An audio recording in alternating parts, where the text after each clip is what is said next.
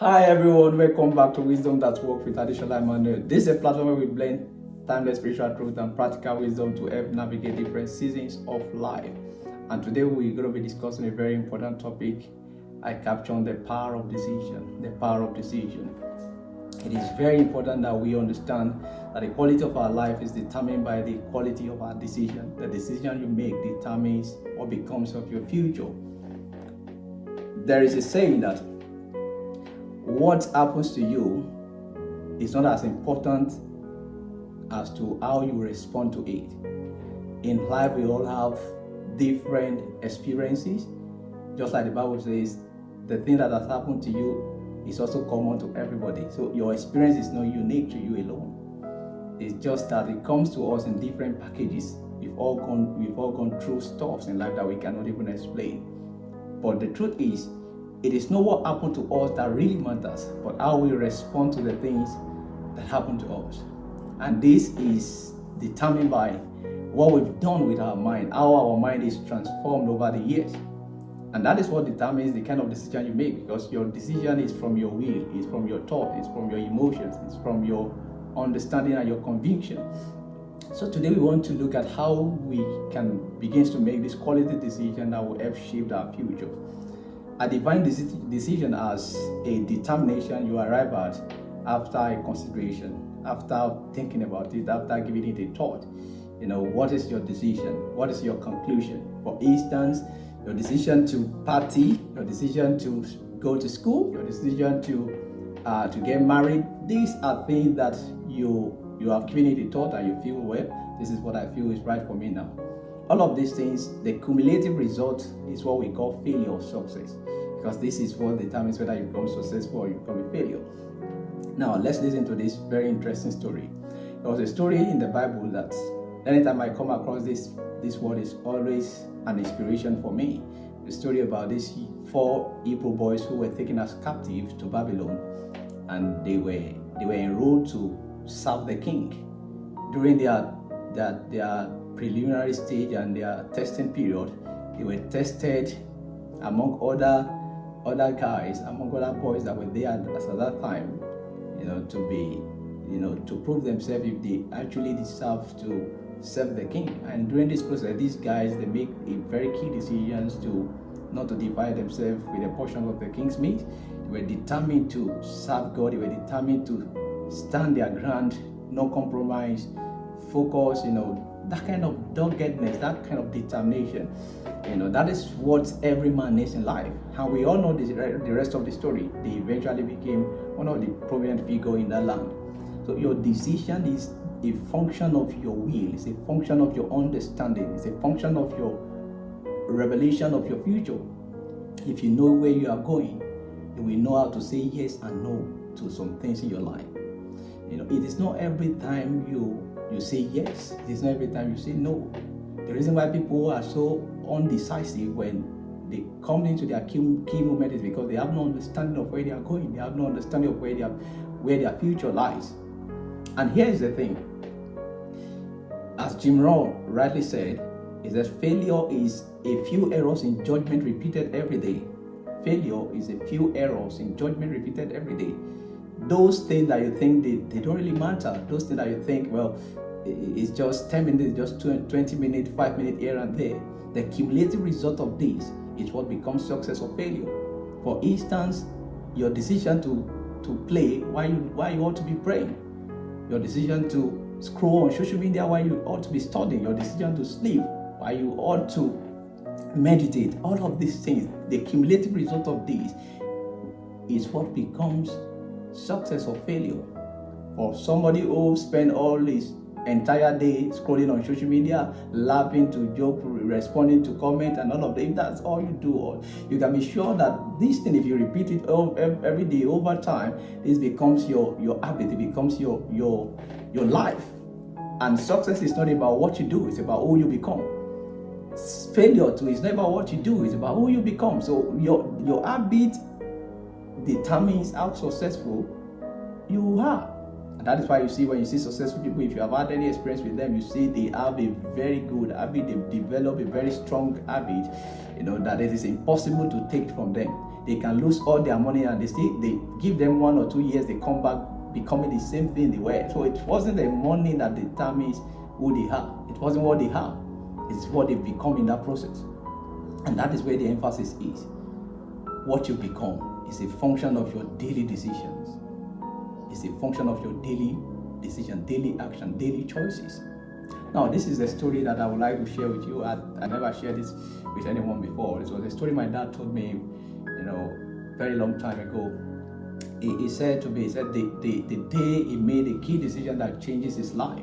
And I tell you that one key decision that day has affected many lives, including myself that I'm standing in front of you today. Now, here was the story. My dad was, he started his life as a paddler up until like 18 to 20 years. He had no formal education. He had no understanding of even how to write his name. He was happy doing his business. And then on this occasion, they decided to, spend their holidays in the city because they stay in the village. And on their way going, those years there is this means of transportation they use. You call it in Yoruba bole kaja. In English you call it mami wagon. It's a very small wooden car they used in those days.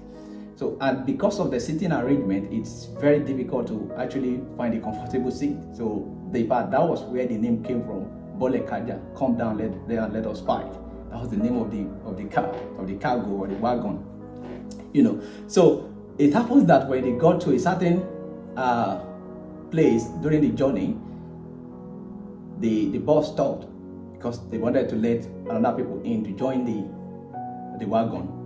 My dad was sitting comfortably until the time the bus stopped. When the bus stopped, then a young man, I think then, according to him, he said he was about 14 or 15 years then.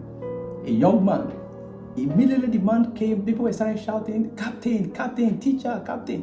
So my dad was surprised, what's going on? All of a sudden they asked everyone to come down for this young man. He was a captain, he was a teacher, because he already, as at that time, the man was educated, and he was like one of the most educated person as at that time. So it was my dad that gave up his seat. He was instructed to give up his seat for this captain. He said he stood in that car till he got to the city, and he said he was not himself. He completely lost it. He couldn't believe his eyes that a young man just like me, I had to vacate my seat to accommodate him, and look at the honor. He said, no. He said he was supposed to spend like a week there. He said, because of that, he made a decision, I'm not going to spend the day, I'm going back home. And he said he was restless. He couldn't think of any other thing. I need to get education. I need to be educated. So immediately that day, his future was plain in front of him. He could see immediately the choices he's making now and how it's going to alter and affect his future. So he decided to go back home that day, return home as at 18 years, and he decided to start his primary education. It was really difficult because imagine a grown-up man, an adult, starting one. It was really difficult. However, he had made the decision. He was confident that this is the right way. His future was plain in front of him immediately. Though the experience was humiliating, but that was a turning point for him. And you could predict what becomes of him, And that later became one of the most prominent figures even in the state, because he decided to start a journey that will later alter his life. And that is to tell somebody, if you are listening to me, it is never too late to start. It is never too late to turn back and say, no, I have to pursue my dream now. I have to separate from this association. If it's not helping you, it's destroying you. If it is not helping you, it's destroying you. You have to understand this. There is no neutral ground. There is no neutral ground. Don't just wish that something gets better. You have to start working at it, working at it. If you keep working, then you'll be sure of having a happy ending. The decision that my dad made that day out of that humiliating experience was what shaped his future and also the future of all of his children. Most of us now scattered across the globe, doing very well. We all, as we all receive a proper education. We have professors, we have doctors, we have so many people. The success story, we are still writing it today, and it's coming back to you now. Probably you are at the verge in your life right now, and you are thinking, I think it is too late for me. It is too late to go back now. It is too late to start that education now. It is too late to pursue that dream now. I'm here to tell you, it is never too late. Never too late. You've heard of story of men like Lionel Sander of KFC. He started that franchise we see today at about 60-something years of his life. It is never too late to begin. It is never too late to turn back. You have to remember, whatever you do now can decide what happens and what becomes the future of your life, of your children, of your generations in the next 5 years, 10 years to come. Think about it. The people you are working with now, think about it. What you do with your daily hours now, think about what you do with your time now. Think about where you spend your time, where you spend those hours gisting and laughing and doing all the relevant things. Can you see any future in this thing? This is a food for thought for somebody. Your decision determines your future. Those daily decisions you make, the cumulative result of those things is what end up becoming a success or failure for you. You can do something about it. You can decide to get a book now and start reading. You can decide to attend that seminars now. You can decide to start that business now. You will be surprised what becomes of you in the next 5 years. It is never too late to begin. Perhaps you are hearing me. Perhaps you've made a terrible mistake in your life. Maybe you got impregnated by somebody you never imagined that you ever spend the rest of your life with, and now you are a single mother and you are feeling like all is lost. No, it is never over until God says it's over. And God will never say it is over until your desire is fulfilled. So know that as long as you are living, there is hope for the living. You can make another decision right now that will change the scope of your life. It is never too late. You can remarry again. God give you that privilege. You can decide to start your business. Earn respect for yourself. Earn respect for yourself. I know you have been humiliated. I know people have rejected you, but I tell you that is not the end of it. That's not the end of it. You saw my dad at 18 years. He started primary education. After having that humiliating experience, having to vacate the seat for a young boy who was younger than him, But that was the turning point for him. That was the turning point of his career. And I need to let you know that this can happen to you too. If now you decide to start reading, start studying, giving all your energy to pursue your dream, I tell you, in the next 5 to 10 years, you will thank God you made that decision. And I believe if you will do now, God is waiting. The universe is waiting to assist you. It is never too late. Don't forget, your best is here to come.